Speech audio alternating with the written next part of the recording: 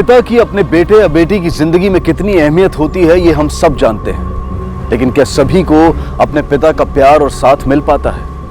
नमस्कार, आदाब। Crime petrol dial 100 में आप सबका स्वागत है। आज हम आपको एक ऐसा अनोखा केस दिखाने जा रहे हैं जिसमें एक 7 साल का बच्चा रॉनी अपनी आंखों में आशा और उम्मीद लिए तकरीबन 3 साल के बाद वापस अपने पिता के साथ रहने जा रहा था। उसकी मां ने अपने बेटे की खुशी के लिए अतीत के अपने सारे दर्द भुला दिए थे और जिंदगी से समझौता कर लिया था। लेकिन अपने माता पिता के साथ एक खुशहाल परिवार की तरह जीने का रॉनी का सपना क्या साकार हो पाया? क्या नन्हा रॉनी फिर से अपनी दादी की गोद में खेला और खिलखिलाया? और जिस प्यार के लिए वो तरस गया था, क्या अपने पिता का प्यार उसे वापस मिल पाया? आइए देखते हैं आज का ये केस।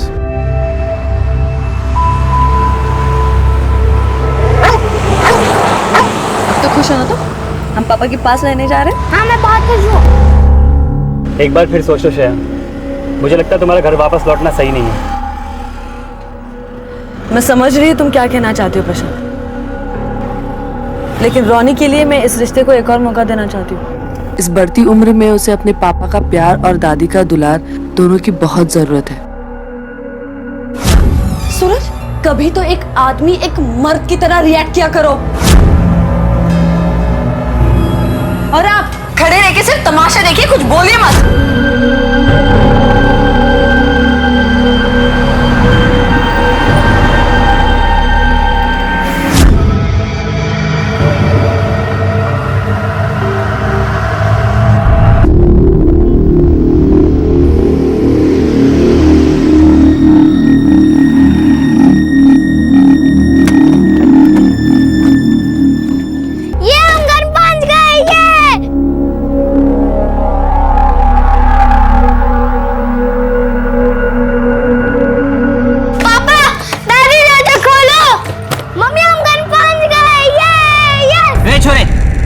क्या चाहिए तुझे? पापा। कौन पापा? सूरज। यहाँ कोई सूरज विरज नहीं रहता, जाओ यहाँ से। तो कौन रहता है यहाँ पर? हाँ? हम रहते हैं अड्डे।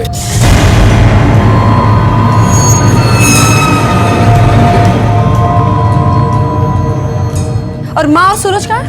पिछले 6 महीने से गायब है वो। क्या? तुम जानते हैं इन लोगों को? हाँ, सूरज के कजिन से, राजस्थान से। और अब बैठे रहते हैं। पिछले 6 महीने से जब से सूरज और ताइसा गायब हुए। निकलो यहाँ से, चलो। क्या मतलब? मैं सूरज की बीवी हूँ, इस घर की बहू, मेरा भी हक बनता है यहाँ पर। सब बेरा है मैंने। सूरज तलाक दे रहा था ना थारे को। 3 साल तू अपना घर छोड़ के मायके में रह रही है, फिर काहे की बहू और काहे का घर? निकलो यहाँ से वरना धक्के मार के निकालूंगा। ए मिस्टर, तभी से बात करो। तुम ऐसे बात नहीं कर सकते। क्या कर सकते हैं हम? बताए तन्ने क्या कर सकते हैं? निकल बाहर निकल। छोड़िए, क्या कर रहे हैं आप? हमने अक्सर सुना है कि कोई किसी अनजान जगह पर जाकर खो गया या फिर कोई लोगों की भीड़ में गुम हो गया। यह दुख की बात है, लेकिन असामान्य नहीं है। लेकिन अगर कोई परिवार अपने ही घर से अचानक गायब हो जाए तो ना सिर्फ ये दुखद है, बल्कि असामान्य और अविश्वसनीय भी। ऐसी ही एक असामान्य और अविश्वसनीय घटना घटी मुंबई के उपनगर मलाड की एक पॉश बंगलो सोसाइटी में रहने वाली निर्मला देवी और उनके बेटे सूरज के साथ। ये दोनों अचानक एक दिन जैसे हवा में गायब हो गए। क्या हुआ था निर्मला देवी और सूरज के साथ? कहां चले गए थे वो? और क्यों सूरज के चचेरे भाई अजय और विजय ने उनकी गैर मौजूदगी में उन्हीं के घर पर कब्जा जमा लिया था? ऐसे न जाने कितने ही सवाल निर्मला देवी की बहू और सूरज की पत्नी श्रेया के दिमाग में तूफान की तरह उठ रहे थे।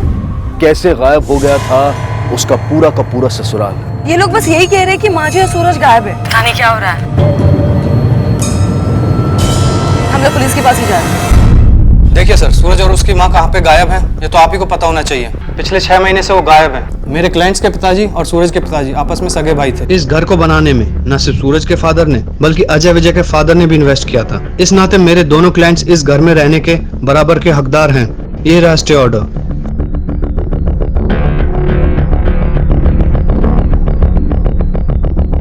लेकिन श्रेया जी मिस्टर सूरज की धर्मपत्नी है।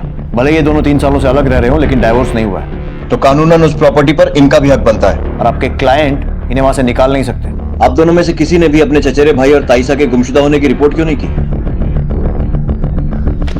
तो जब तक मिस्टर सूरज और निर्मला देवी का पता नहीं चल जाता या कोर्ट इस बारे में कोई ऑर्डर नहीं दे देती, तब तक श्रेया जी भी उस घर में आपके क्लाइंट के साथ रहेंगी। ठीक है, मंजूर है। आपने बताया कि आपकी और सूरज की डाइवोर्स के बारे में बातचीत चल रही थी और इसीलिए आप बीच बीच में उनसे मिलने आती थी। तो फिर जब सूरज और उसकी मां गायब हुए तो सोसाइटी ने आपको खबर क्यों नहीं की? ये मैं कैसे बता सकती हूँ सर? श्रेया जी, आखिरी बार आप अपने पति और सास से कब मिली थी? 6 महीने पहले, जब मैं अपने भाई के साथ यहाँ आई थी। इनके साथ? अब जी नहीं, ये मेरा भाई नहीं, ये मेरा दोस्त है प्रशांत। मेरा एक भाई है जो पुणे में है, वो बिजी था इसलिए मैं इनके साथ आ गई। पिछले 6 महीने से आपके पति और आपकी सास गायब और आपने एक बार भी फोन करके उनकी खबर नहीं ली, क्यों? अपने पति और सास की कोई रिसेंट फोटो होगी आपके पास? जी हाँ।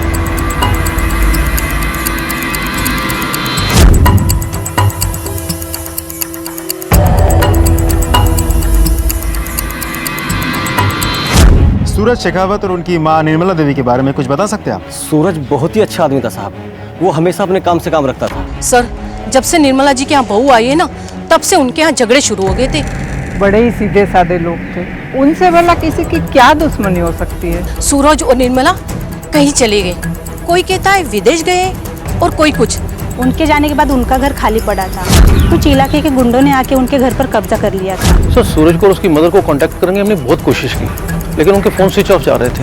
हमारी सोसाइटी का हर मेंबर जानता है कि इस घर को बनाने में सूरज के पिता के साथ साथ उसके चाचा का भी काफ़ी इन्वेस्टमेंट है। उनका पैसा भी लगा और उनकी मेहनत भी लगी है, तो इस नाते से उनका भी बराबर का हक बनता है।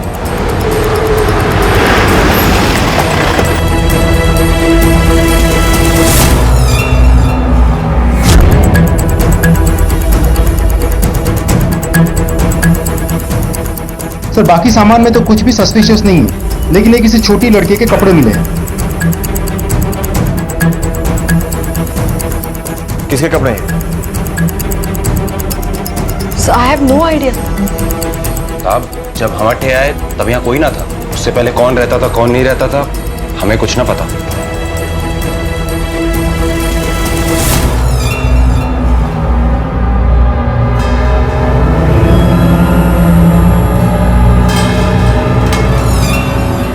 पुलिस का सहारा लेकर घर में तो घुसा ही है तू, लेकिन हमारी बात ध्यान से समझ ले, लौट जा अपने मायके। आप मुझे धमकी दे रहे हैं? हाँ ना, खाली समझा रहे हैं। सूरज और तैसा को भी हमने समझाया था, दोनों ना माने। हमारा काम था समझाना, जो तू मानी तो ठीक, जो तू ना मानी तो देखी जाएगी। चल। हेलो श्रेया, कहाँ पर है तू? माँ,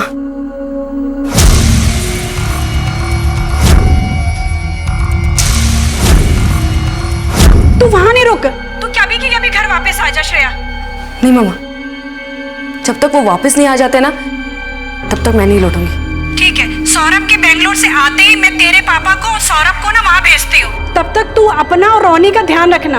ओके मामा।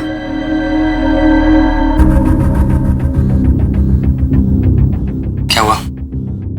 प्रशांत, मैं यहाँ की सिचुएशन हैंडल कर लूंगी, तुम वापस जाओ।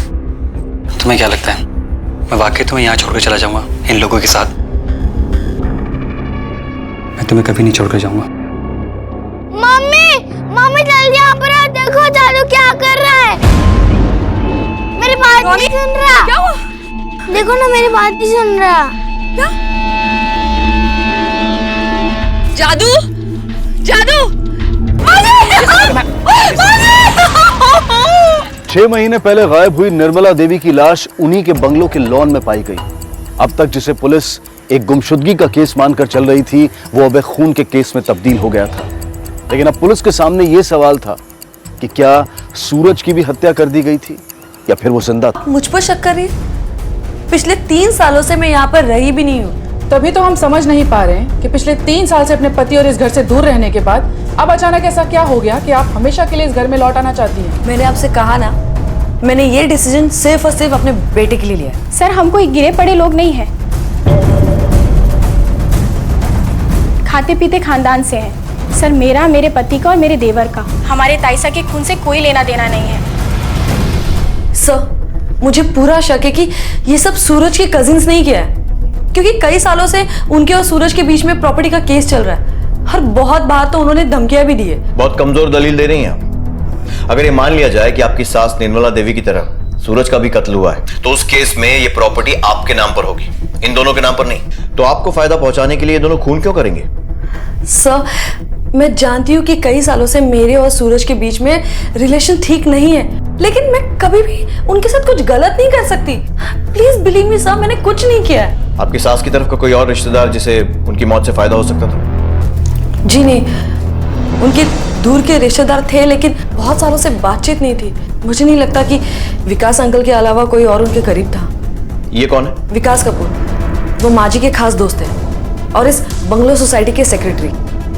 और आपके हस्बैंड मिस्टर सूरज, वो क्या काम करते हैं? वो किसी प्राइवेट फाइनेंस में काम करता था, लेकिन 1 साल पहले उसने बुटीक में पार्टनरशिप की थी किसी मालिनी डे लेडी के साथ। ठीक है। निर्मला की फॉरेंसिक और पोस्टमार्टम रिपोर्ट। इसके हिसाब से उसकी डेथ 6 महीने पहले हुई थी। कॉज ऑफ डेथ सर, किसी ने भी ये किया है। वो कत्ल करने के बाद लाश को ठिकाने लगाकर निकलने की जल्दी में था और इसी जल्दबाजी के चलते उसने लाश को गहरा नहीं दफनाया और बॉडी इस तरह हमारे सामने आ गई। निर्मला जी के शरीर पर जेवर थे, लेकिन वो वैसे के वैसे ही हैं। इसका मतलब उसे जेवरों की नहीं पड़ी थी। यानी कि ये मर्डर लूट के इरादे से नहीं हुआ? शायद, या ये भी हो सकता है कि कातिल को जिस चीज की तलाश थी वो जेवरों से काफी कीमती है। मुझे लगता है वो लड़की जिसके कपड़े और सामान हमें सूरज के बंगले पर मिला था, उसका इस केस से कोई ना कोई कनेक्शन तो है।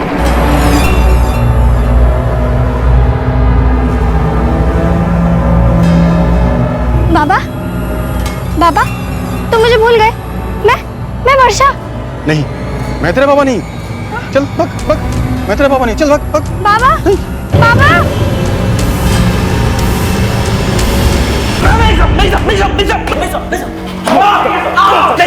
हमने कुछ नहीं किया था। बोल, क्यों मारा अपनी ताई को? हाँ? सूरज कहाँ है? क्या क्या उसके साथ? हमें ना पता साहब। अगर हमें उन्हें मारना ही होता तो इतने साल इंतजार ना करते साहब। धमकी दिया करते थे ना उसे फोन पर। सोचा होगा कि डर जाएगा वो, प्रॉपर्टी तुम्हारे नाम कर देगा। और जब उसने ऐसा नहीं किया तो ये रास्ता चुना। ये बात सच है सर, मैंने 2-4 बार उसे धमकियां दी, लेकिन उसे जान से मारने के बाद हमने सपने भी नहीं सोचे साहब।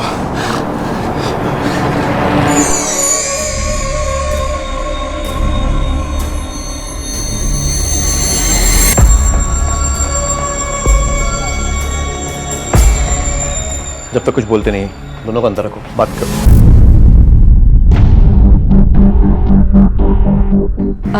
मालिनी डे, सूरज की एक्स बिजनेस पार्टनर। बुटीक में पार्टनरशिप की थी किसी मालिनी डे लेडी के साथ। कुछ आइडिया है आपको क्या हुआ सूरज के साथ, या फिर कहाँ है वो?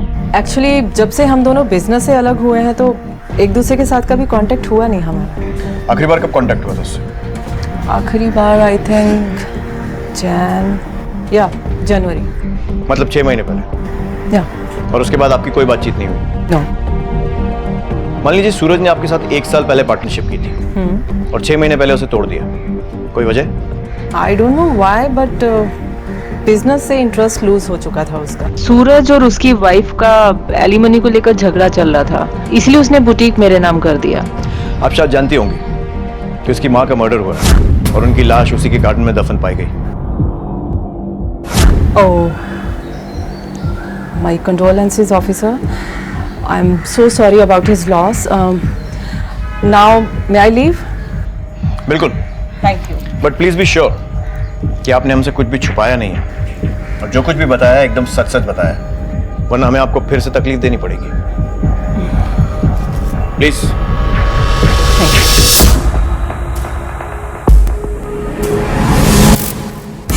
3 साल गुजरने के बाद भी हमारा डिवोर्स नहीं हुआ, इसकी वजह एलिमनी नहीं है सर, इसकी वजह हम दोनों हैं। हम दोनों ये फैसला नहीं ले पा रहे थे कि हमें एक दूसरे से अलग हो जाना चाहिए या इस रिश्ते को एक और मौका देना चाहिए। पति की कमियों और अच्छाई के बारे में उसकी पत्नी से बेहतर और कोई नहीं जान सकता।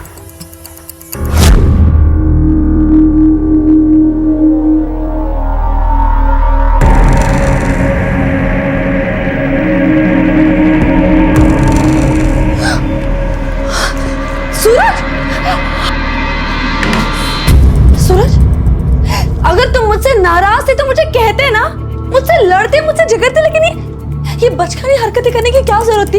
हाँ, कभी तो एक आदमी एक मर्द की तरह रिएक्ट किया करो। प्रॉब्लम्स और मुश्किल सिचुएशन का सामना करने की हिम्मत नहीं थी उनमें, और उनका यही बिहेवियर हमारे रिश्ते की सबसे बड़ी प्रॉब्लम बन गया था, जो वक्त के साथ इतना बिगड़ गया कि मुझे उनसे अलग होने का फैसला लेना पड़ा। सूरज अपना फैसला नहीं ले पा रहे थे, और जब मैंने फैसला लिया तो वो माँ जी के साथ जो कुछ भी हुआ है उसके बाद मेरे लिए ये जानना बहुत जरूरी है कि सूरज कहाँ है और कैसा है। सॉरी फिलहाल के लिए आप जा सकते हैं। सर ये सूरज तो काफी उलझा हुआ आदमी लगता है, शायद उससे अपने प्रॉब्लम्स हैंडल नहीं हो पा रही थी, इसलिए वो घर छोड़ के भाग गया कहीं। सर लेकिन इससे निर्मला जी के मर्डर की गुत्थी तो सॉल्व नहीं होती। गौर करने वाली बात यह थी कि सूरज और उसकी मां पिछले 6 महीने से गायब थे, लेकिन उनके रिश्तेदारों या पहचान वालों में से किसी ने भी उनकी मिसिंग कंप्लेंट नहीं लिखवाई थी। निर्मला देवी की लाश मिलने के बाद पुलिस ने इस खून की तहकीकात तो शुरू की, लेकिन उनकी हर कोशिश, हर जांच किसी भी नतीजे पर नहीं पहुंच पा रही थी। इस केस को सुलझाने के लिए पुलिस के लिए 2 बातों को जानना बेहद जरूरी था। पहली ये कि सूरज जिंदा है या नहीं, और अगर वो जिंदा है तो कहां है, और दूसरी ये कि वो बच्ची जिसके कपड़े सूरज के घर से मिले थे वो कौन है और उसे कोई क्यों नहीं पहचानता है, ना घर वाले ना पड़ोसी। वो कौन है और कहां है। हेलो सर, ये रहे अजय और विजय के बेल पेपर। कोर्ट ने तुम दोनों को बेल दे दी है, इसलिए जाने दे रहा हूं, लेकिन अगर जरा सी भी भनक लगी ना कि इस केस में तुम्हारा हाथ है, घसीट कर वापस लाऊंगा। निकलो। एक बात नोटिस की है, जब भी कभी हम इन दोनों भाइयों के खिलाफ कोई एक्शन लेने जाते हैं, इनका लॉयर हमेशा तैयार रहता है पेपर्स लेकर। यस सर, जब श्रेया पूना से आई तो वकील स्टे ऑर्डर लेकर आ गए। फिर जब निर्मला देवी की बॉडी हमें गार्डन से बरामद हुई और शक के आधार पर हमने दोनों भाई को गिरफ्तार किया, फिर ये वकील बेल के पेपर्स लेके आ गए। सर ये सब देखकर तो ऐसा लगता है जैसे इन्हें पहले से ही पता है कि क्या प्रॉब्लम आने वाली है, और ऐसा तभी हो सकता है जबकि इन दोनों ने जुर्म किया हो या फिर करवाया हो। ये थोड़ी स्ट्रॉन्ग और लॉजिकल तो है, लेकिन उतनी नहीं है कि सबूत के तौर पर इनके खिलाफ यूज की जा सके। इन दोनों भाइयों पर, श्रेया पर 24 घंटे नजर रखो, लेकिन उससे भी ज्यादा जरूरी उन सवालों के जवाब ढूंढना है जिनका इस केस से शायद ताल्लुक है, और बहुत गहरा ताल्लुक है। जैसे कि वो लड़की जिसके कपड़े और सामान हमें सूरज के घर से मिला था, वो कौन है और इस वक्त का। उस लड़की का पता लगाना हमारे लिए बहुत जरूरी है, और सूरज का भी। अगर उसे भी अपनी माँ की तरह मार दिया गया है तो उसकी लाश कहाँ है, और अगर वो जिंदा है तो कहाँ है, और अब तक सामने क्यों नहीं आया।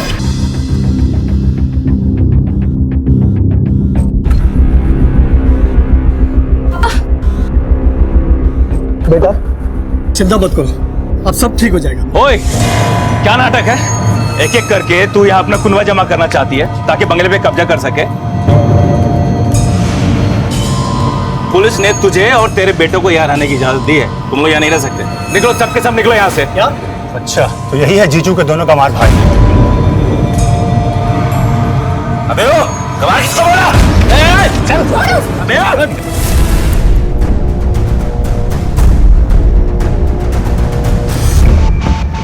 सर, निर्मला जी और सूरज के कॉल रिकॉर्ड के बारे में अभी भी सेवा से एक मेल आया है। कॉल रिकॉर्ड के मुताबिक निर्मला जी का फोन 12 जनवरी तक ही यूज किया गया था, लेकिन सूरज का फोन 15 मार्च तक यूज की गई थी। और अधिकतर कॉल सूरज की बिजनेस पार्टनर मालिनी डे को की गई है। Yes sir. इनफैक्ट 15 मार्च को किया गया आखिरी कॉल भी मालिनी को ही। आखिरी बार कब कांटेक्ट हुआ था उससे? जनवरी, मतलब 6 महीने पहले। या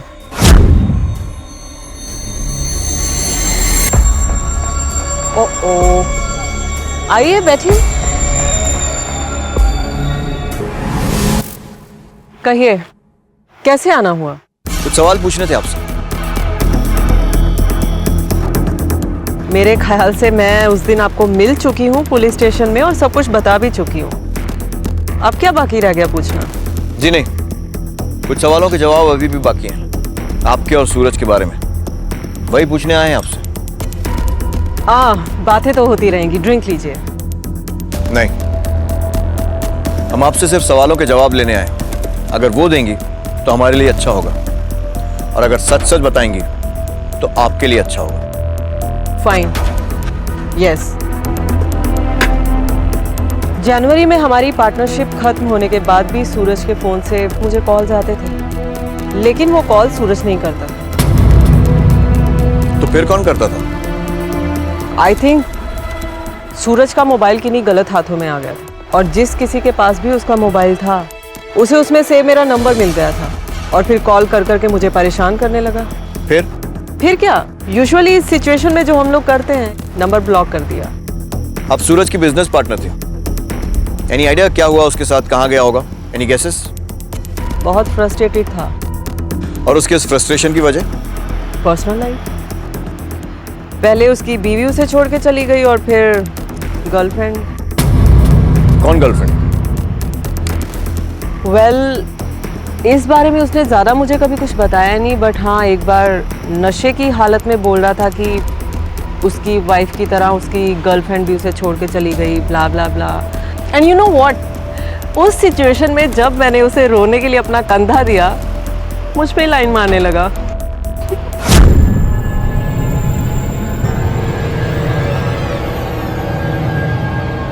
हे, क्या हुआ?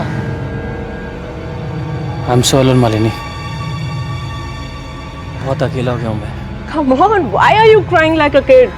मैं हूँ ना यार, I'm always there with you. Hey, क्या कर रहे थे तुम? Love you Malini. एक मिनट।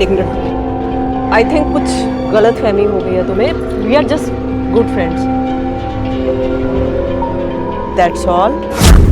अब अगर आपके सवाल खत्म हो गए हों तो मैं अपना ड्रिंक एंजॉय करना चाहूँगी। मैं आए? बिल्कुल।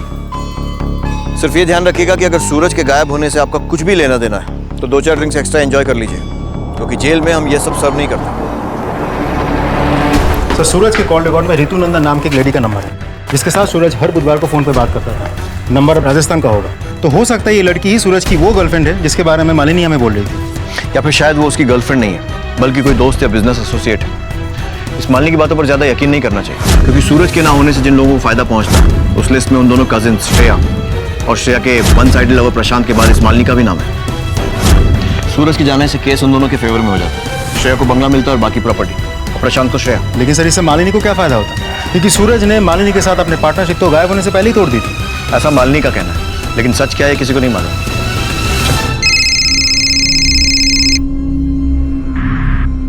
हेलो, हाँ बोलो। Okay, thank you. सर, अभी इंफॉर्मेशन मिली है कि सूरज अपने गायब होने से पहले हर थर्सडे को बिजनेस टूर के नाम पर माउंट आबू जाता था, और वहाँ के एक होटल रूम में सारा दिन गुजारने के बाद अगले दिन लौट आता था। सर, मैं राजस्थान पुलिस को कांटेक्ट करता हूँ।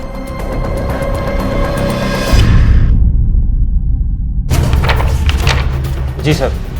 सूरज सर हमारे यहाँ के रेगुलर कस्टमर हैं, हर थर्सडे आते हैं वो अपनी वाइफ के साथ यहाँ। नहीं, मैं सूरज के साथ कभी माउंट आबू गई नहीं। सीसीटीवी कैमरा है आपके यहाँ? Yes sir. मुझे उसकी फुटेज चाहिए होगी। Okay sir.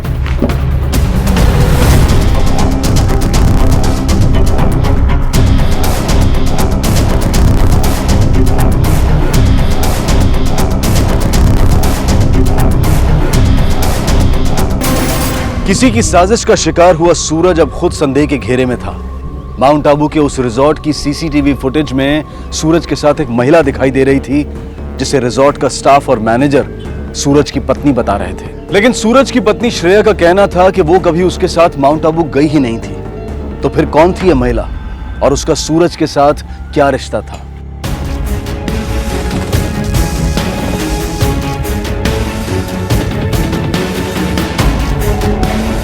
मैं तुमसे मिलना चाहती हूँ। कब? कहाँ? सूरज,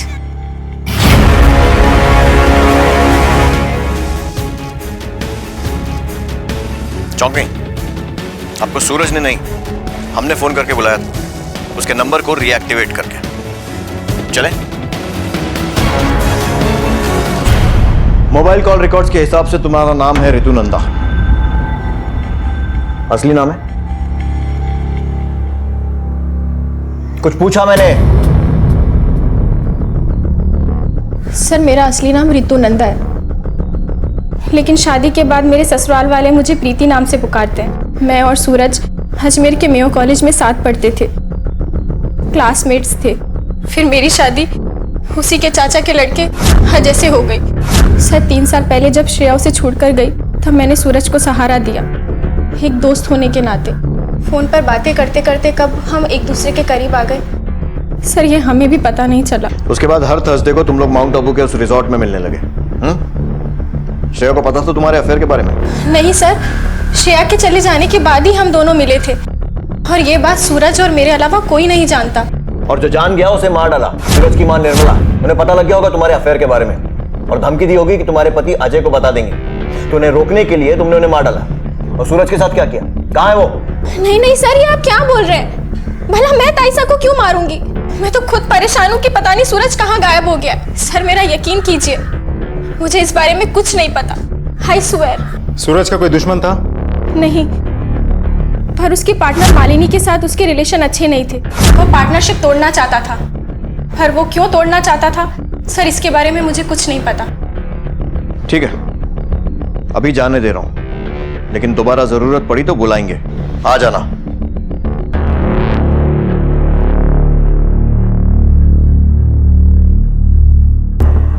क्या लगता है सर, सच बोल रही है? जिस सिचुएशन में ये इस वक्त है, इसके झूठ बोलने के चांसेस तो बहुत कम है, लेकिन इस वक्त श्योरिटी के साथ कुछ नहीं कह सकते। हो सकता है कि इसका इस केस से कोई लेना देना हो ही ना। सर ऐसा भी तो हो सकता है कि इसके पति को सूरज और इसके अफेयर के बारे में पता चल गया हो और इसी बात का बदला लेने वो यहाँ आया हो और निर्मला ने सूरज को बचाने की कोशिश की हो और इसी कोशिश में वो मारी गई हो और अजय ने सूरज को किडनैप किया, किडनैप करके उसे जिंदा रखा हो या मार डाला। ये भी हो सकता है कि कहानी कुछ और ही हो। जो भी होता, मैं इस ऋतु पर नजर रखूं। सर मैंने मालिनी और सूरज के बिजनेस के अकाउंट्स चेक किए हैं और सूरज ने कभी भी अपनी बुटीक मालिनी के नाम की ही नहीं। इनफैक्ट मालिनी ने बोगस डॉक्यूमेंट्स बना के सूरज की बुटीक हड़पी है। और इतना ही नहीं सर, मालिनी ने सूरज के नकली सिग्नेचर करके बिजनेस अकाउंट का सारा फंड्स अपने पर्सनल अकाउंट में ट्रांसफर करवाया है। अरेस्ट, लेकर आओ उसे। सूरज अचानक से गायब हो गया था। फिर 1 महीने तक जब उसकी कोई खबर नहीं मिली तो मुझे लगा कि इस सिचुएशन का मैं फ़ायदा उठा सकती हूँ। सो सारे डॉक्यूमेंट्स फॉर्ज करके मैंने कंपनी के बिजनेस अकाउंट में जितने भी फंड्स थे वो अपने पर्सनल अकाउंट में ट्रांसफ़र कर लिए। मान लीजिए आई एम श्योर कि सब कुछ बिल्कुल वैसा ही हुआ होगा जैसा आपने अभी बताया, सिवाय एक छोटी सी डिटेल को छोड़कर कि ये सब आपने सूरज के गायब होने के चलते नहीं, बल्कि खुद सूरज को गायब करके किया है। तो अब ये भी बता दीजिए कि सूरज कहाँ है और क्या किया आपने उसके साथ। नो इंस्पेक्टर, देखिए जो भी सच था मैं आपको बता चुकी हूँ। सूरज के गायब होने से मेरा कोई लेना देना नहीं। हमने सूरज की उस गर्लफ्रेंड को भी ढूंढ निकाला है जिसके बारे में आपने बताया था। ऋतु नाम है उसका और आप जानती हैं उसे, फिर भी आपने हमें उसके बारे में नहीं बताया। लेकिन ऋतु ने बताया कि सूरज के गायब होने से पहले आप दोनों के रिलेशंस काफी खराब हो चुके थे, काफी लड़ाइयां होती थी दोनों में। Such a lawyer she is. Inspector झूठ बोला है आपसे, उसने फंसाना चाहती है वो मुझे। क्यों? ऐसी क्या दुश्मनी थी उसकी आपसे? वेल, उसे लगता था कि मेरे और सूरज के बीच में अफेयर है। एंड यू कांट बिलीव, एक बार उसने मुझे सामने से फोन करके बोला कि सूरज से दूर रहो, जबकि ऐसा कुछ नहीं था। ट्रस्ट मी, मेरे और सूरज के बीच में कुछ भी नहीं था। ऐसे किसी इंसान को जानती हैं जिसकी सूरज से दुश्मनी थी, या फिर ऋतु जैसा कोई और खास दोस्त? वेल, दुश्मनी के बारे में तो I don't know, but yes, ये अपने गायब होने से कुछ दिन पहले सूरज मिस्टर विकास कपूर उनके बहुत करीब आ गया था। एक इंसान जिसकी वाइफ उसे छोड़कर चली गई हो, जिसकी वजह से वो डिप्रेशन में जीने लगा हो, उसका अकेलापन दूर करने के लिए उसे जीने की हिम्मत देना कोई क्राइम तो नहीं है। आफ्टर ऑल वो मेरी बेस्ट फ्रेंड का बेटा था वो, और मैं उसे अकेला कैसे छोड़ सकता था। निर्मला जी से कितने सालों से दोस्ती थी आपकी? 25 सालों से। उस वक्त उनके हस्बैंड की मौत हो चुकी थी। और उस मुश्किल वक्त में आपने उनका साथ दिया, जो आज तक उनके कत्ल के पहले तक कायम रहा। जी हाँ। एक सीधा सवाल पूछता हूं मिस्टर कपूर, क्या आपका और निर्मला जी का अफेयर था?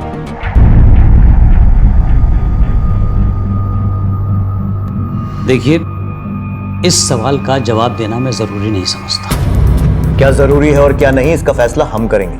आप सिर्फ सवालों के जवाब दीजिए। जी हाँ, निर्मला जी और मेरे बीच में अफेयर था, जिसका पता सूरज को चल चुका था, और इसी वजह से सूरज और निर्मला जी के बीच में थोड़ी बहुत टेंशन रहती थी। Thank you for your cooperation. आप जा सकते। Okay, thank you. अगर इसकी बात में जरा सी भी सच्चाई है तो हो सकता है कि सूरज अपनी माँ और उसके अफेयर की बात को बर्दाश्त नहीं कर पाया और गुस्से में आकर उसका कत्ल कर दिया और फरार हो गया। पुलिस को अब तक ये तो पता चल गया था कि सूरज का अफेयर अपने ही चचेरे भाई की पत्नी यानी कि अपनी भाभी से चल रहा था, लेकिन अभी तक ये गुत्थी नहीं सुलझ पाई थी कि क्या निर्मला देवी की हत्या का कारण सूरज का अपनी भाभी से प्रेम संबंध था या कुछ और कौन था जिसने सूरज को बंधक बनाया था और उसे इस तरह से मार पीट कर वो क्या हासिल करना चाहता था। प्लीज छोड़ दो मुझे जाने दो प्लीज। मैं साइन नहीं करूंगा, बिल्कुल साइन नहीं करूंगा। पापा को क्या हो गया? देखो मम्मा, जल्दी क्या हो गया पापा को? जल्दी यहाँ पर आ, देखो ना। रानी, रानी, रानी, रानी, रानी, रानी, रानी, पापा, पापा, पापा, सर, पापा, क्या हुआ? पापा, रानी कहीं नहीं मिल रहा। पता नहीं रानी? सर, तूने बाहर देखा क्या रानी को? नहीं दीदी, मैं तो अपने कमरे में सो रहा था। मैंने भी काफी देर से नहीं देखा उसे। पापा, वो मेरे साथ इधर ही सो रहा था, पता नहीं कहाँ चला गया पापा। वो दिखाई नहीं रहा, मैं सो गया पापा। ये क्या है? पर अगर चाहते हो कि रोनी सही सलामत रहे और वापस लौट कर आ जाए तो अजय और विजय के खिलाफ दर्ज कराए सारे केस वापस ले लो। सारा, सारा, सारा, दोनों का हमारे भाइयों को भी छोड़ो। सारा, वो मेरा बच्चा, मेरा बच्चा को किडनैप कर रहे हैं। मेरा बच्चा, कुछ नहीं होगा, कुछ नहीं होगा रोनी को। तू बैठ, मैं हूं ना बेटा। मेरा बच्चा। Hello, police station. सर, उन्होंने मेरे बच्चे को किडनैप कर लिया। उन्होंने धमकी भी दी है कि वो मेरे बच्चे को मार डालेंगे। आप मेरे बच्चे को बचा लीजिए ना, मेरे रोने के अलावा और कोई नहीं है दुनिया में। आप मेरे बच्चे को बचा लीजिए पापा, आप बोलिए ना, मेरे बच्चे को बचा लीजिए। देखिए, हाँ बेटा, सुनिए, कुछ नहीं होने देंगे आपके बच्चे को। वो नोट कहाँ है? बेटा,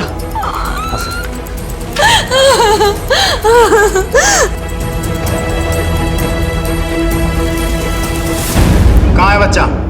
बच्चा कहाँ है? हमें ना पता साहब, हमारा यकीन करो, हमें ना पता कि छोड़ा कहाँ है। तू बता, कहाँ है बच्चा? बोल, बच्चा कहाँ है? भाई साहब सही बोल रहे हैं साहब, हमने तो उस छोरे को हाथ तक नहीं लगाया। ये सब उसकी माँ, उसका बाप और उसके भाई की चाल है। हमें फंसाने की खातिर हम पर झूठा इल्जाम लगाया है। साहब मेरी बात का भरोसा कीजिए। सर, आप उन दोनों की बातों पर भरोसा कर रहे हैं? जी नहीं, सिर्फ अपनी समझ पर। आपके घर में इतने सारे लोग थे, फिर भी वो दोनों रोनी को ले गए। कहीं ऐसा तो नहीं कि रोनी को आपने ही गायब करवाया? मैम, मैं रोनी को किडनैप क्यों करूंगा? आखिर मुझे उसे किडनैप करके क्या मिलने वाला है? लेकिन सूरज को किडनैप करके तो मिलेगा ना तुम्हारा प्यार श्रेया। मैम, मैं सूरज से नफरत करता था क्योंकि उसने श्रेया को तकलीफ पहुंचाई थी। बाकी मेरी उसके साथ कोई भी जाती दुश्मनी नहीं है। लेकिन श्रेया से तो प्यार था ना, और इसी के चलते तुमने सूरज को किडनैप कर लिया ताकि श्रेया तुम्हारी हो जाए। और जब इससे भी बात नहीं बनी तो उसके बेटे रोनी को किडनैप कर लिया। ये झूठ है सर। सर, रोनी मेरी बहन का ही बेटा है और हम सब उसको बहुत प्यार करते हैं, तो हम लोग क्यों किडनैप करेंगे सर उसको? सर, आप एक बार बस उन दोनों गंवार भाइयों से पूछताछ कीजिए। मैं दावे के साथ कह सकता हूं कि ये उनका ही किया धरा है। सूरज को अब तक ढूंढा नहीं जा सका था और अब उसके इकलौते बेटे रोनी को भी किसी ने गायब कर दिया था। कि रोनी के अपहरणकर्ता का सूरज के गायब होने से कोई ताल्लुक था? निर्मला, सूरज और अब रोनी, क्या कोई था जो इस पूरे परिवार को मिटाने की मुहिम में लगा हुआ था? सवालों की फेहरिस्त थी जो दिन ब दिन बढ़ती चली जा रही थी और जवाबों का कोई ठिकाना तक नहीं था। कहीं ना कहीं तो हम गलती कर रहे हैं। कोई लिंक है जो हम मिस कर रहे हैं। टाइमलाइन रिविजिट करते हैं। सूरज अपनी मां निर्मला के साथ अपने घर से अचानक गायब हो जाता है। उसकी खबर उसकी अपनी पत्नी श्रेया को 6 महीने बाद होती है। निर्मला की लाश घर के पीछे ही गार्डन में मिलती है। सूरज अभी भी गायब है। सूरज की बिजनेस पार्टनर नकली डॉक्यूमेंट्स बनाकर उसे चीट करती है। फिर सूरज का बेटा रोनी गायब हो जाता है। किडनैपर्स का नोट मिलता है कि अजय और विजय के खिलाफ किए गए सारे केसेस वापस ले लें। अब अगर ये काम अजय और विजय का होता तो खुलेआम नोट लिखकर अपने खिलाफ सबूत क्यों छोड़ते? अगर उन्हें धमकाना ही होता तो श्रेया को पर्सनली धमकाते, ताकि जब वो हमारे पास आती तो दोनों इस बात से मुकर जाते। रोनी का गायब होना ये इन दोनों का काम नहीं है, ये कोई और ही है जो इन्हें फंसाकर हमें भटकाने की कोशिश कर रहा है। सर, रॉनी घर से गायब हुआ है, इसका मतलब किसी घर वाले का हाथ हो सकता है, या शायद ये काम किसी बाहर वाले का हो, जो किसी घर वाले के करीब हो, जिसके पास घर की चाबी हो। उसी चाबी का इस्तेमाल करके वो घर में घुसा, बच्चे को लिया और निकल गया। सोसाइटी ने जो सूरज और निर्मला के गायब होने की रिपोर्ट लिखाई थी वो लेकर आओ। Okay sir.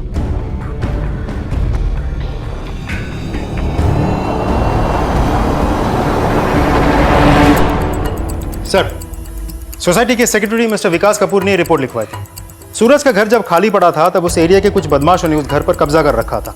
इसीलिए सोसाइटी के सेक्रेटरी मिस्टर विकास कपूर कुछ लोग और गार्ड्स के साथ मिलकर उन लोगों को भगा दिया था और उस घर को लॉक कर दिया था।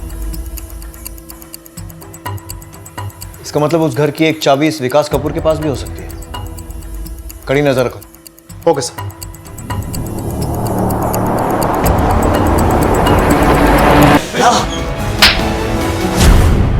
निर्मला और मेरे बीच में कभी कोई अफेयर नहीं था।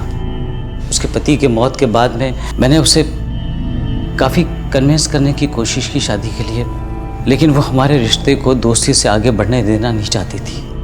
मैं उससे शादी प्यार के लिए नहीं करना चाहता था, सिर्फ उसके पैसों के लिए करना चाहता था। श्रिया के घर छोड़ के चले जाने के बाद में सूरज डिप्रेशन में आ गया था और उसी की वजह से निर्मला भी टूटती चली गई। फिर उससे मेरी ज़रूरत महसूस हुई तो मैंने भी उसका साथ दिया, और फिर उसके बाद उसके घर पे आना जाना मेरा बहुत बढ़ गया था। और उसी बीच में वर्षा नाम की एक मेड वहाँ पे काम के लिए आई और वो मुझे काफ़ी अटेंशन दिया करती थी।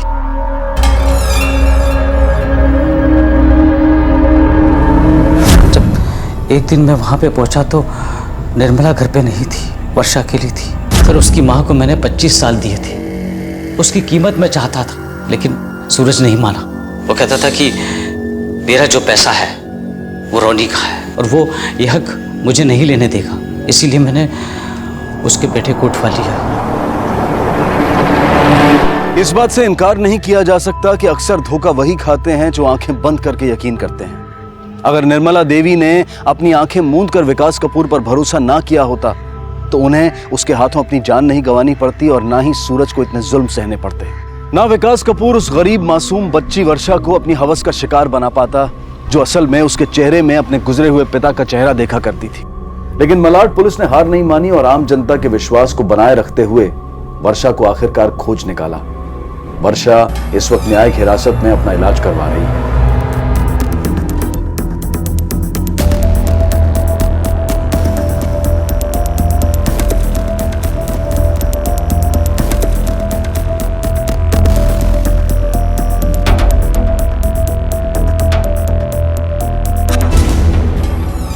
लेकिन यहां यह बात भी सच है कि जब बुराई भलाई का मुखौटा पहनकर आती है तो वो भलाई से भी ज्यादा भरी नजर आती है।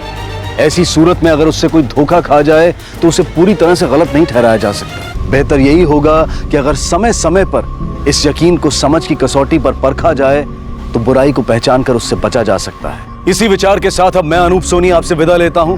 फिर मुलाकात होगी अगले एपिसोड में एक और चौंका देने वाले केस के साथ। तब तक अपना और अपने परिवार का ख्याल रखें और देखते रहें क्राइम पेट्रोल डायल 100। सबक एक को, सीख हम सबको। जय हिंद।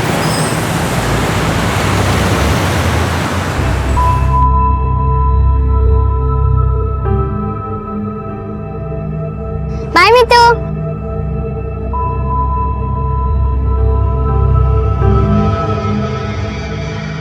मीतू, मम्मी के लिए रुकी हो?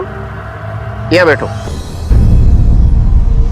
अरे यहाँ आके बैठो ना, मम्मी आ जाएंगी। मीतू, हम क्या बोल रहे हैं? अपनी मां का इंतजार करती 12 साल की मीतू ने कभी सोचा भी नहीं होगा कि उसका इंतजार खत्म होगा अपनी मां की मौत के इस खौफनाक मंजर के साथ। एक पल के लिए मानो सबकी दुनिया थम सी गई थी और मन में उठा था सवालों का सैलाब। आरती का इतना दर्दनाक अंत एक आत्महत्या? अगर हाँ तो क्यों, और अगर हत्या तो किसके हाथों और क्यों? घटनास्थल पर पहुंचते ही पुलिस भी इन्हीं सवालों से रूबरू हुई और आगे था एक ऐसा जटिल मामला, एक ऐसी दिल दहला देने वाली कहानी जिसकी पेचीदगी के बारे में उस वक्त किसी को अंदाजा तक नहीं था। सर, विक्टिम का नाम आरती प्रभाकर है, उम्र 38 साल के आसपास है, इसी स्कूल में काउंसलर है। इसकी 2 बेटियां जो इसी स्कूल में पढ़ती है। फिलहाल मैंने दोनों को घर भेज दिया है।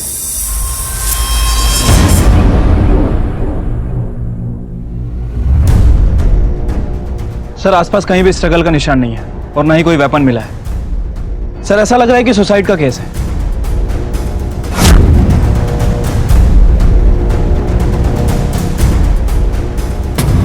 पता करना होगा इस बात का कि प्रभाकर की कहीं सुसाइड टेंडेंसी तो नहीं थी। फैमिली, कलीग्स और फ्रेंड्स सबसे पूछताछ करो। Right sir. और यहाँ स्कूल में देखो इसके पर्सनल डेस्क के यहाँ कोई लॉकर है क्या? ओके। तलाशी लेनी है। ओके सर, चलो।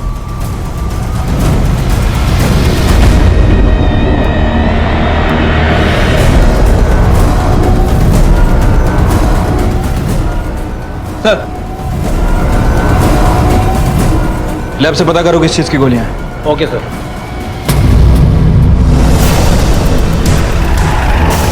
डिप्रेशन में ली जाती हैं ये गोलियां। आरती के पास से मिली, उसके स्कूल से। डिप्रेशन? तुम्हें नहीं पता इसके बारे में? आरती ने कभी कुछ मेंशन नहीं किया? नहीं, कभी नहीं।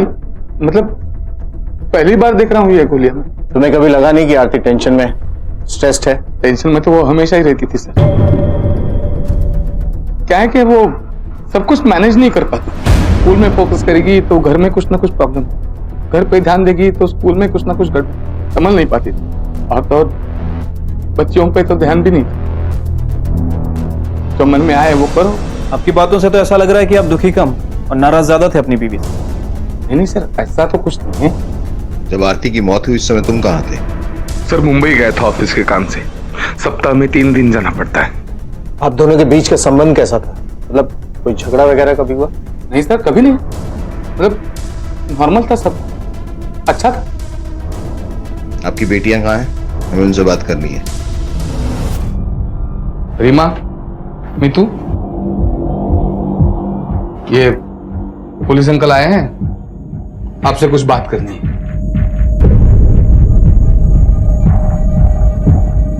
रीमा, मीतू, मैंने कुछ कहा।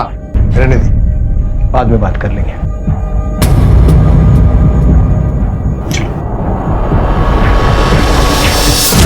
सर, आरती जी स्कूल में काउंसलर थी, वो सबकी प्रॉब्लम सॉल्व करती थी, इसलिए हमारे बिल्डिंग के लोग भी उन्हें अपनी प्रॉब्लम बताते थे। लेकिन सर, वो खुद सुसाइड कर लेंगे ऐसा बिलीव नहीं होता। सर, घर में कुछ ना कुछ तो चल रहा था। रोज रोज की लड़ाई झगड़े की आवाज आती थी। देवेंद्र भाऊ और आरती के बीच में कुछ तो अनबन थी। हाँ साहब, कुछ तो मचमच हुआ था। आरती राय की एक औरत आई थी और बहुत मचमच कर रही थी और बोल रही थी कि उसका पति का आरती राय के साथ कुछ चक्कर चल रहा है। क्या तुम उस औरत को जानते हो? नहीं साहब, मैं उस औरत को नहीं जानता हूँ।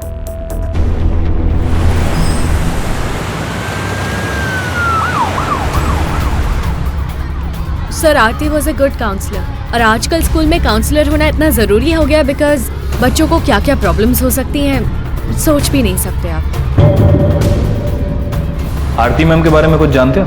आरती ma'am is the best teacher, हमेशा हेल्प करती थी। मैं और मेरे दोस्त, हम लोगों को लर्निंग डिसेबिलिटी है तो आरती मैम ही हेल्प करती थी। सर, कोई प्रॉब्लम थी या नहीं ये तो मैं नहीं जानती, पर इसके लिए आप सतीश सर से बात क्यों नहीं करते? वो दोनों बहुत अच्छे दोस्त थे, ज्यादातर साथ में ही रहते थे। हम बस अच्छे कलीग्स थे, दोस्त थे, सब बातें शेयर किया करते थे, डिस्कस किया करते थे। आरती आपसे बातें शेयर किया करती थी? कोई ऐसी बात जिससे पता चले कि वो डिप्रेशन का शिकार थी? सर, वैसे स्ट्रेस तो सभी को होता है, वैसे आरती को भी था, काम का, घर का, बच्चों का, लेकिन उसके अलावा उसने मुझे ऐसी कोई बात नहीं कही। अच्छा, आरती ने कभी अपने पति देवेन के बारे में कुछ बताया? हाँ, देवेन का अक्सर बाहर जाना उसे खलता था। वो चाहती थी कि देवेन के साथ ज़्यादा टाइम बिताए, देवेन उसके कामों में मदद करे, बस उसके अलावा तो उसने मुझे कुछ नहीं कहा। सर, आरती का पति बोलता है कि सब कुछ ठीक है, वहाँ सतीश भी बोल रहा है कि सब कुछ नॉर्मल है। सर, दोनों ही अफेयर की बात को डिसमिस कर रहे हैं। सर, अगर सब कुछ ठीक है तो फिर आरती डिप्रेशन की गोलियां क्यों लेती है? सर, देवेन और सतीश जरूरी है दोनों सच बोल रहे हैं? या ऐसा भी हो सकता है कि कोई ऐसा एंगल जिसके बारे में सतीश और देवेन दोनों को नहीं पता। Right sir. आरती के कॉल रिकॉर्ड्स निकलवाओ। Okay sir.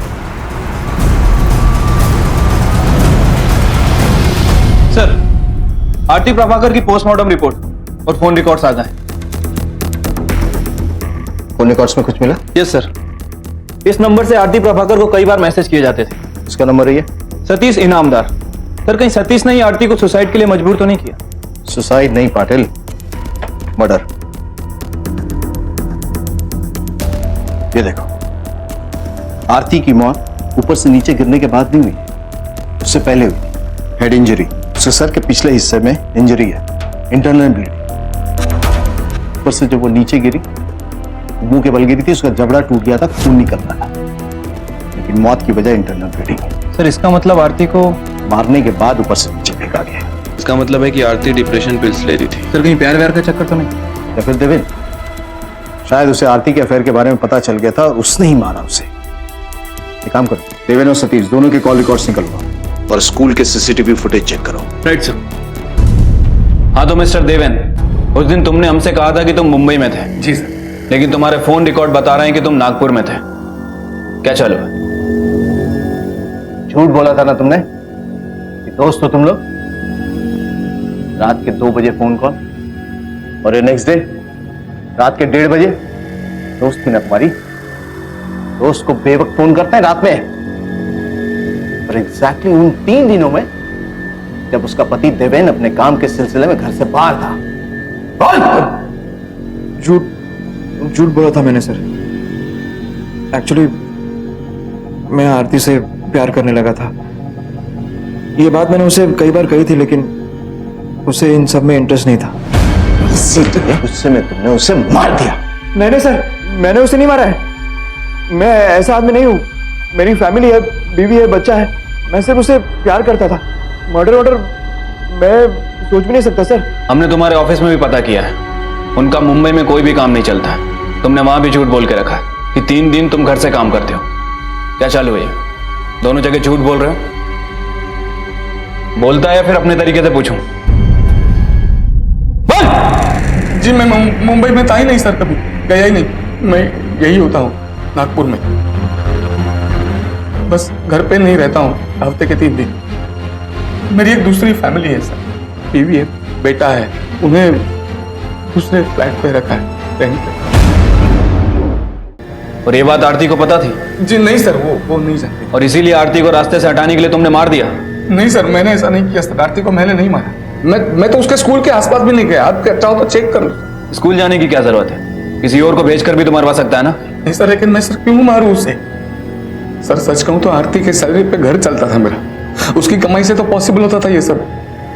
दो फैमिली मेंटेन करना। इस वक्त आरती की मौत हुई, तू कहाँ था? मैं 4th फ्लोर के कॉरिडोर में था सर। अकेला था या कोई साथ था तेरे? अकेला था सर। कोई और था वहां जो कंफर्म कर सके? नहीं सर। इसका मतलब तेरे पास कोई चीज नहीं है जो साबित कर सके कि तू टेरेस पे नहीं था। सर मेरा विश्वास कीजिए, मैंने आरती को नहीं मारा है। मैं क्यों मारूं उसे? इनफैक्ट मैं तो आरती के लिए अपनी बीवी वानी को डिवोर्स देने वाला था, क्योंकि मुझे उम्मीद थी कि कभी ना कभी वो देवेन से तंग आकर मेरे पास। और तेरी पत्नी जानती थी कि तू आरती से प्यार करता है? Yes sir. इसी बात को लेके हमारे बीच में झगड़े भी होते थे। सर ये देवेन सच बोल रहा है। फोन रिकॉर्ड के हिसाब से देवेन उस दिन नागपुर में ही था। सर देवेन के पास कत्ल करने का मोटिव है, लेकिन मौका नहीं। सर कहीं ऐसा तो नहीं कि देवेन ने ये काम किसी और से करवाया हो? सतीश के पास मौका भी है और मोटिव भी, क्योंकि उसके पास कोई भी ऐसा गवाह नहीं था जो ये साबित कर सके वो टेरेस पे नहीं था, कहीं और था। सर कंफर्म है, आरती की मीटिंग में जाकर जिस औरत ने आरती से झगड़ा किया था वो सतीश की पत्नी वानी है, और आसपास के लोगों ने भी उसे पहचाना है।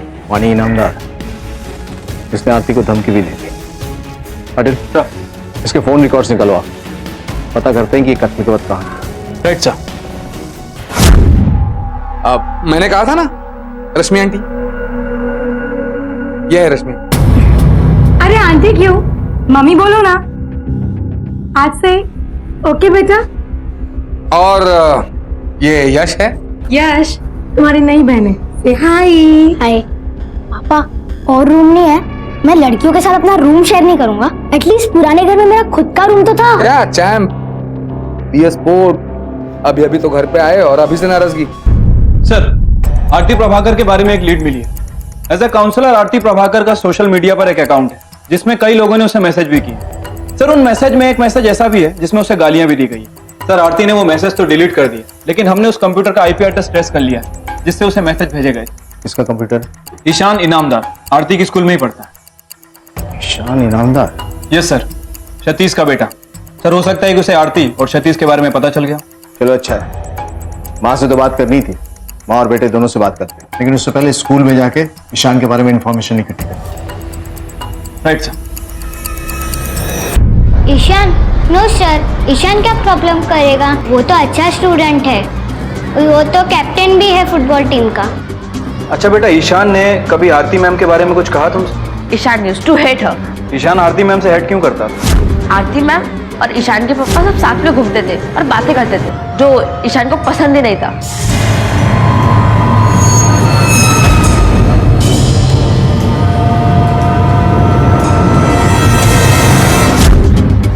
उस दिन हमारा मैच था दूसरे स्कूल के साथ। जब वापस आए तो आरती मैम के एक्सीडेंट के बारे में पता चला। सर ईशान था सर, बस निकलने से पहले हमने फाइनल वार्म अप किया था जिसमें ईशान इंजर्ड हो गया था, और फिर हमें बिना ईशान के ही गए थे मैच खेलने। सर जिस दिन आरती की मौत हुई उस दिन ईशान स्कूल में ही था। सर वो मैच खेलने के लिए कहीं जाने वाला था, लेकिन अचानक वो रुक गया। माँ के भी कॉल रिकॉर्ड्स आ गए, आरती की मौत के वक्त वो भी वहीं। अच्छा है, चलो दोनों से बात करें। Okay sir. हाँ तो ईशान, डॉक्टर ने क्या कहा? डॉक्टर? हाँ, पैर में चोट लगी थी ना तुम्हारे। डॉक्टर के पास नहीं गया था, माइनर इंजरी थी ना, अपने आप ही ठीक हो गई। अपने आप ठीक हो गई या पैर में चोट ही नहीं लगी थी? झूठ बोला था ना तुमने इंजरी के बारे में। मैं झूठ वूठ नहीं बोलती, वो आरती को लगता है कि वो मेरे पति को मुझसे छीन लेगी। मैं उसके घर भी गई थी उसको समझाने के लिए। देखो आरती, मेरे पति से दूर रहो, जब देखो तब उन पर डोरे डालती रहती हो, तुम्हें शर्म नहीं आती? आरती और तुम्हारे पति के कॉल रिकॉर्ड्स के मुताबिक जितने भी कॉल और मैसेजेस गए थे वो तुम्हारे पति सतीश ने उसे किए थे, आरती ने नहीं। हाँ, मैसेजेस भेजे होंगे, लेकिन मैं ऐसी लड़कियों को बहुत अच्छी तरह जानती हूँ, मर्दों को अपनी तरफ खींचना बहुत अच्छी तरह जानती हूँ। हमारे पास और भी बयान है। तुम्हारे कॉल रिकॉर्ड्स के मुताबिक जिस दिन आरती मरी उस दिन तुम स्कूल में थी। मैंने आरती मैम को कुछ नहीं किया। एक्चुअली मैं गेम से बाहर इसलिए निकला क्योंकि वो फाइनल मैच थी, बहुत प्रेशर था मुझ पर गोल मारने का, सबकी उम्मीदें थी मुझ पर और मैं इतना प्रेशर नहीं लेना चाहता था, इसलिए मैंने फेक इंजरी की और गेम से बाहर निकल गया। मैं तो ईशान का एक्स्ट्रा टिफिन देने के लिए गई थी, उसका मैच था उस दिन। मैंने सोचा मैच के बाद उसे भूख लगेगी तो खा लेगा। सर या तो ये दोनों झूठ बोल रहे हैं या फिर एक दूसरे को बचाने की कोशिश कर रहे हैं।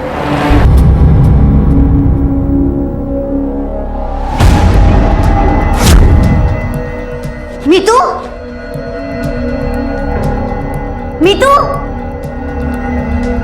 मीतू।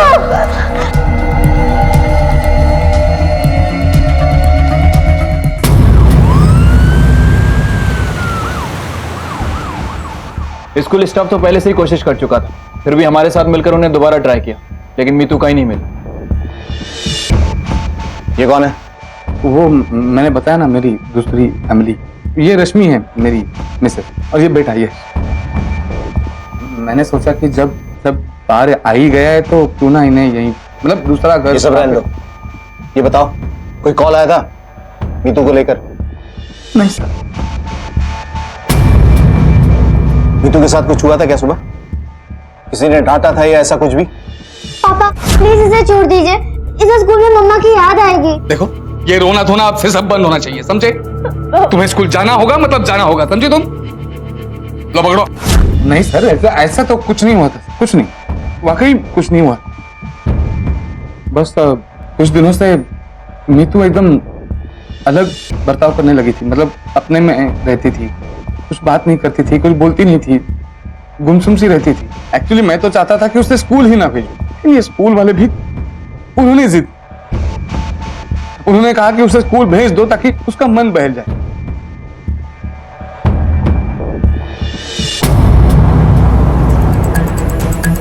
देवेन की दूसरी पत्नी का कॉल रिकॉर्ड्स निकल रहा। आरती की मर्डर से सबसे ज्यादा फायदा उसी का हुआ, उसी का रास्ता साफ। राइट सर, अब नई फैमिली आसानी से उसके साथ रह सकती है। एग्जैक्टली। अपना एक आदमी यहाँ डिप्लॉय करो, इनकेस देवेन को कोई रैंसम कॉल आए और उससे कहना घर और स्कूल के आसपास का जितना भी एरिया छान मारो, और हाँ स्कूल जाके पूछताछ करो मीतू के गायब होने से पहले उसका बिहेवियर क्या था। और एक बार वहां जाओगे तो रीमा से बात करना, क्योंकि पता नहीं मुझे बार बार ऐसा लग रहा है कि कुछ कहना चाहती हो और घर में बाप के डर से शायद कुछ नहीं कर पाई। Right sir.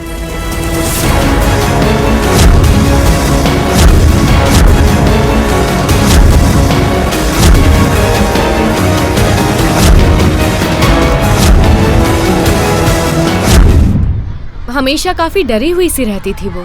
बड़ी बहन रीमा के बिना तो वो हिलती तक नहीं थी। रीमा काफी ध्यान रखती थी उसका। सर मैंने खुद मिस्टर प्रभाकर को फोन किया था उन्हें समझाने के लिए। ये एक प्रोफेशनल ओपिनियन है आपके लिए कि आप मीतू को कुछ दिनों के लिए स्कूल ना भेजें। She is scared. अगर वो डरी हुई है तो आप लोग क्या कर रहे हो मैडम? हाँ, स्कूल की भी कोई जिम्मेदारी बनती है या नहीं बनती है? क्या आपने भी सीख लिया है अपनी जिम्मेदारी दूसरों पर डाल देना? पर वो नहीं माने। रीमा बेटा, अगर तुम कुछ भी जानती हो तो प्लीज हमें बता दो। छोटी से छोटी इन्फॉर्मेशन भी हमारे काम की। रिसेंटली मीतू से तुम्हारी कुछ बात हुई? कुछ कहा उसने तुमसे? वो कुछ बात नहीं करती थी, बस आप उसे ढूंढ लीजिए सर। अच्छा, तुम्हारे पापा देवेन, उन्होंने कुछ कहा था मीतू से? कभी डाटा वगैरह कुछ ऐसा? वो स्कूल नहीं आना चाहती थी और पापा उसे यहाँ आने के लिए फोर्स करते थे। That's it। सर मीतू तो स्कूल आना ही नहीं चाहती थी सर, डर लगता था उसे। उसका फादर जबरदस्ती उसे स्कूल भेजता था। सर उसकी नई फैमिली, सर कहीं ऐसा तो नहीं कि नई फैमिली और स्कूल के चक्कर में वो घर छोड़कर भाग गई हो? क्योंकि सर अभी तक कोई भी हमें कॉल नहीं आया। सर किडनैपिंग की कोशिश हो सकती है। Okay sir.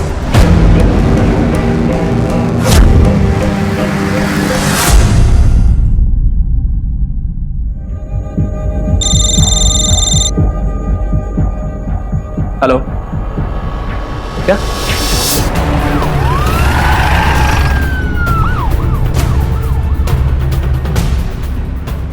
सर, कबीर ने मीतू को इस एरिया के आसपास देखा था। मैंने भी इस एरिया के आसपास छानबीन की तो मुझे ये बैग मिल गई। देखो इसमें क्या है।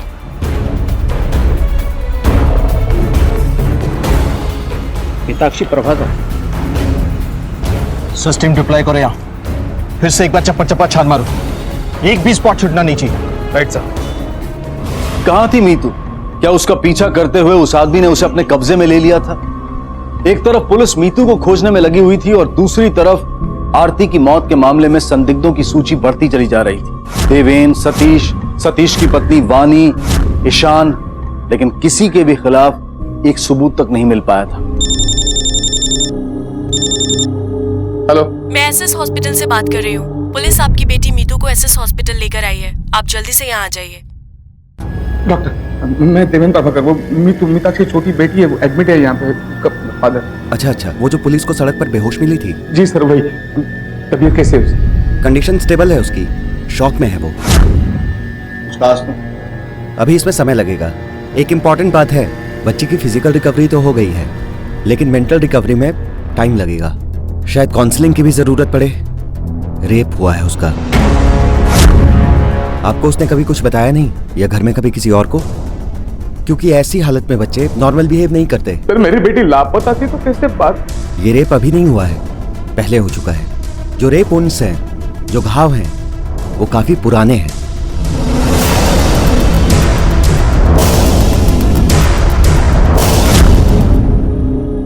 मीतू,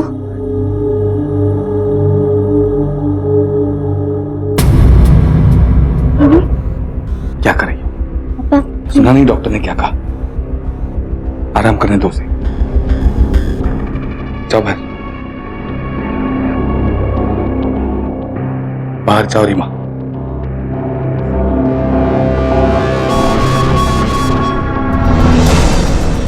मार्टिन सर, मीतू के कपड़े, अंडरगारमेंट्स सारे फॉरेंसिक लैब भिजवा दो। होपफुली सीमेंट स्टेन मिलना चाहिए। और स्कूल में जाकर पूछताछ करो, सबको स्क्रूटनाइज करो, कलीग, स्टाफ, स्टूडेंट, सबको, कोई छूट।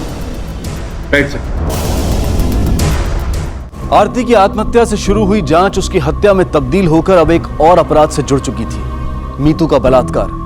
जहां आरती की हत्या की जांच सबूतों के अभाव में थम सी गई थी, वहीं मीतू के साथ एक नहीं बल्कि बार बार हुए बलात्कार ने पुलिस और इस केस से जुड़े अन्य लोगों को चौंका दिया था।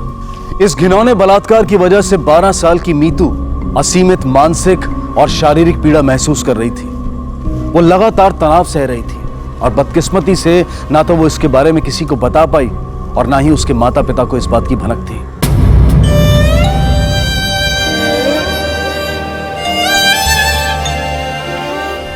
वो तो गुड स्टूडेंट है, कभी कोई टीचर ने पनिश नहीं किया उसको। पहले तो वो काफी एक्टिव थी, फिर धीरे धीरे चुप चुप सी रहने लगी। सर आई थिंक घर में पहले से ही कोई प्रॉब्लम चल रही थी, शायद इसलिए आरती डिप्रेशन में रहती थी और उसका असर बच्ची पर तो होता ही होगा, शायद इसीलिए मीतू भी डिप्रेशन में आ गई थी। निधि, आप नीतू की बेस्ट फ्रेंड हो ना? अच्छा, आपको पता है कि मीतू को किसी से डर लगता था? उसके पापा से। पापा के अलावा बेटा और किसी का नाम बताया मीतू ने? Secret friend. बेटा डरो मत, किसका नाम बता रहे थे आप? उसका एक सीक्रेट फ्रेंड था, मुझे उसका नाम तो मालूम नहीं, लेकिन वो बॉय ही है। मीतू उसे बोलती थी कि वो स्पेशल फ्रेंड है। वो मीतू के लिए गिफ्ट्स लाता था, सबसे मस्त गिफ्ट्स। अब आपने देखा है कभी उसे? नहीं। Special friend? हाँ सर, लेकिन कोई नहीं जानता कि स्पेशल फ्रेंड कौन है। लेकिन नाम छुपाने की जरूरत क्यों पड़ी? कहीं ये गिफ्ट का लालच देकर मीतू का रेप तो नहीं करता था? पटेल, इस गिफ्ट के जरिए हम रेपिस्ट तक पहुंचे। Right sir.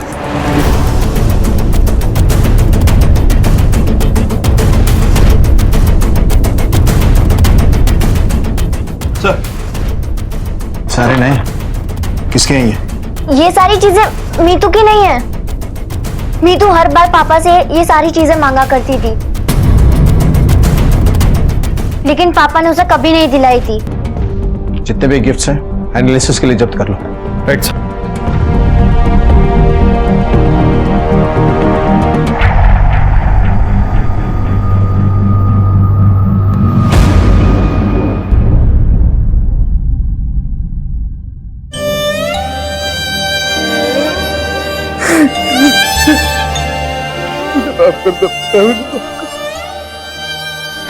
क्या मांगा था तुमने मुझसे? मामूली से कलर्स, खिलौने, और मैं मना करता चला गया। काश मैंने ये मना नहीं किया होता बेटा। सॉरी, माफ कर दो। सर, हर गिफ्ट पे एक स्टिकर लगा हुआ है, लेकिन कुछ क्लियर नहीं है। इस पे भी वही हाल है। ऐसा लग रहा है नीचे का पोर्शन जानबूझकर फाड़ के रखा है। एनीवे पाटिल, ये सिंह स्टेशनरी शॉप का पता लग जाए ना, तो पॉसिबिलिटी हमें ये पता चल जाएगा कि इसे खरीदा किसने था। Right sir.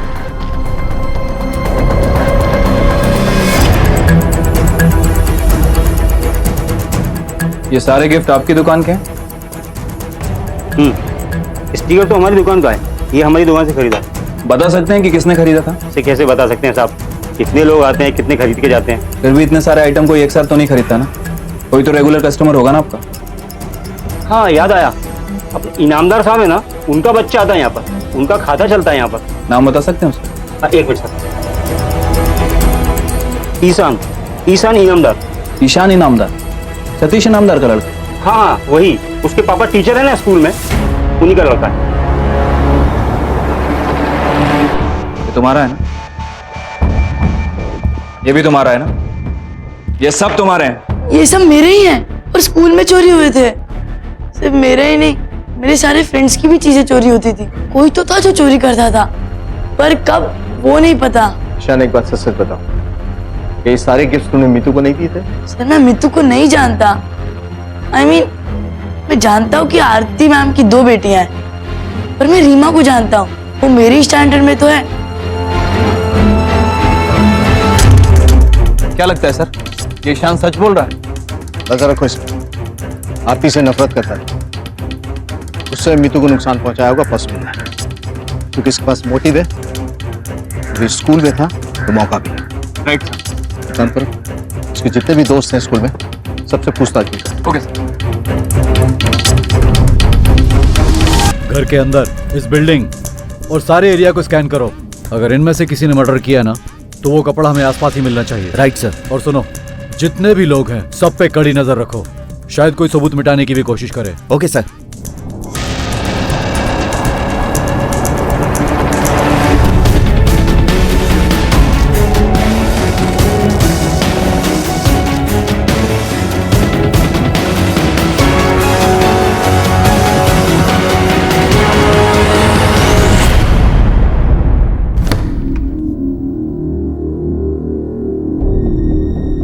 रीमा, इसी चुन्नी से मीतू का गला घोटा गया था ना? जब तुम ये फेंक रही थी ना, हमारे कांस्टेबल ने देख लिया था।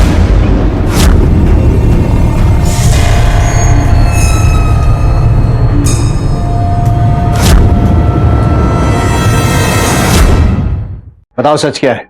हम दोनों के अलावा हमारा कोई नहीं था, पापा भी नहीं। डिसाइड कर लिया था मैंने, बस पूरी लाइफ मैं उसकी केयर करूंगी। लेकिन हर रात वो बस एक ही बात करती थी, एक ही चीज मांगती थी। इसलिए मैंने मीतू की मदद की। बेहद दुखद और दयनीय अंत सिर्फ मीतू का नहीं, उसके परिवार का। अपने पति की अपेक्षाओं का भार झेलती आरती की दुर्दशा और फिर उसकी हत्या, फिर छोटी बेटी का बलात्कार और उसकी हत्या उसकी अपनी ही बहन के हाथों। कितना भयंकर होगा वो मानसिक और शारीरिक तनाव जिससे बचने के लिए मीतू मौत को गले लगाने के लिए तैयार थी। मीतू की मौत की जिम्मेदार सिर्फ रीमा नहीं है, बल्कि वो अपराधी है जिसने उसके साथ बलात्कार किया। वो पिता है जिसकी सख्ती ने उसे अजनबियों से तोहफे लेने पर विवश किया। वो सौतेली मां है जिसने उसे ममता की बजाय उपेक्षा दी। लेकिन कानून के अनुसार मीतू की हत्या रीमा के हाथों हुई। कोर्ट ने रीमा को काउंसलिंग का आदेश दिया है, लेकिन दो सवाल अब भी कायम थे। किसने किया था मीतू के साथ बलात्कार और कौन था आरती का हत्यारा? क्या ये दोनों अपराध वाकई में आपस में जुड़े हुए थे? सर, मीतू के यूनिफॉर्म की फॉरेंसिक रिपोर्ट।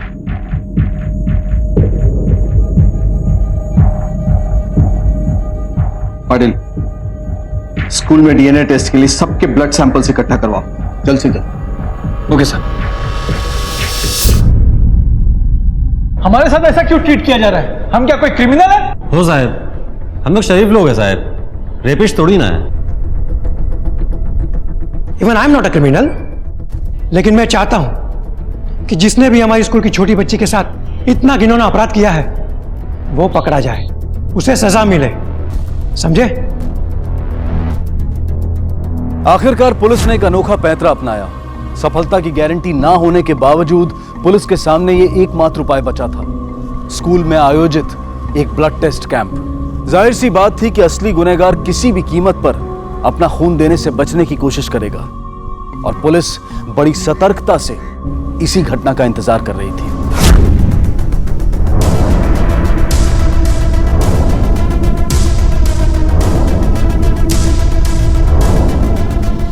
एक मिनट।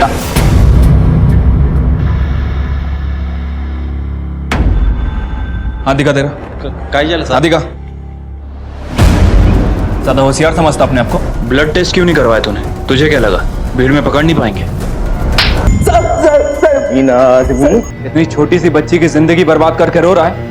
अब ये बोल कि आरती को क्यों मारा? नहीं साहब, आरती मैडम को नहीं मारा। तूने ही आरती को मारा है, क्योंकि उसे पता चल गया था कि तूने मीतू का रेप किया है, इसलिए तूने आरती को मारा और छत से फेंक दिया। अरे नहीं साहब, मैं काय को मारूंगा आरती मैडम को? कौन आदमी कायर मुझको मारेगा? तुम्हें बताएगा? नहीं साहब, मैंने नहीं मारा। आपने बताएगा तू? इसको तब तक मारो जब तक ये कबूल न करे कि इसको आरती को कैसे मारा है। सर, धर्म को बहुत तोड़ा। उसने कबूला है कि इससे पहले उसने 2 और लड़कियों को मोलेस्ट किया था, लेकिन सर आरती के बारे में कुछ नहीं बताया। सर, मुझे लगता नहीं कि आरती की हत्या में उसका कोई हाथ है।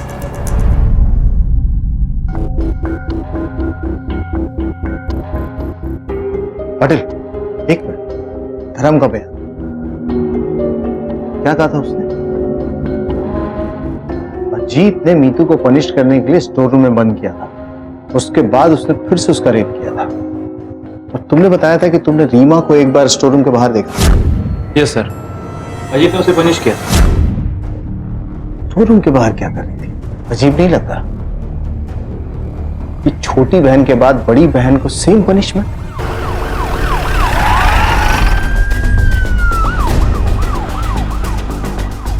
तो तुमने रीमा को पनिश किया था, लॉक किया था उसे? सर वो क्या लगा रखा? जवाब दो। हाँ सर, मैंने ही लॉक किया था, वो पनिशमेंट देने के लिए। सर, उसने होमवर्क ही नहीं किया था 3 बार सर, 3 बार वो होमवर्क ही नहीं किया और सर पूछो तो बैक आंसरिंग करती थी। सर मीतू अजीत की क्लास को छोड़कर हर क्लास में डिसिप्लिन रहती थी, पढ़ाई में भी अच्छी थी, लेकिन सर वो अजीत की क्लास में ऐसा क्यों करती थी? ताकि वो उसे पनिश कर सके। लेकिन सर कोई जानबूझकर ऐसा क्यों करेगा? मान लो मीतू के रेप के बारे में रीमा को पता हो और उसने ठान लिया था कि रेपिस्ट को पकड़े, लेकिन वो स्पेशल फ्रेंड, वो रेपिस्ट कौन था किसी ने नहीं देखा था, मीतू ने भी नहीं। उसने देखा था कि सिर्फ वो स्टोर रूम, और यही बात उसने रीमा को बताई। और रीमा को ये उम्मीद थी कि जब वो स्टोर रूम में जाएगी वो रेपिस्ट आएगा और उसे रंगे हाथों पकड़ लेगा। सर इसका मतलब ये हुआ कि रीमा को सब कुछ पता था। रीमा कहाँ है? रीमा कहाँ है? मैं ऊपर है कमरे में। क्या हुआ सर? साहब, अरे साहब क्या हुआ? मीतू का रेप हुआ था। मैं बिलीव ही नहीं कर पाई कि मेरी छोटी बहन का किसी ना एक दिन स्टोर रूम के बाहर से पास होते वक्त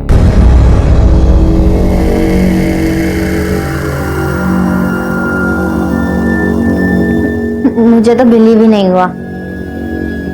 क्यों मम्मा ने मीतू को सच छुपाने के लिए कहा?